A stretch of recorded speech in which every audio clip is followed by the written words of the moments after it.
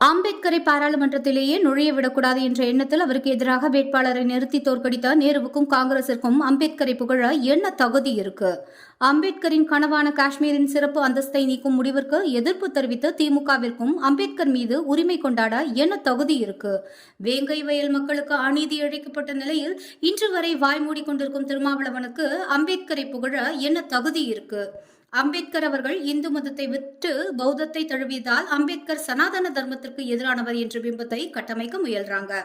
ஆனால் 1000 பிரச்சனை இருந்தாலும் இது என்னுடைய நாடு, இந்த நாட்டில் தோன்றிய இன்னொரு மதத்தை நான் தான் தழுவுவேன், அப்போதுதான் இந்த நாட்டிற்கும் இந்த கலாச்சாரத்திற்குமான என்னுடைய பந்தம் தொடரும் என்று பௌத்தத்தை தழுவினார் அம்பேத்கர்.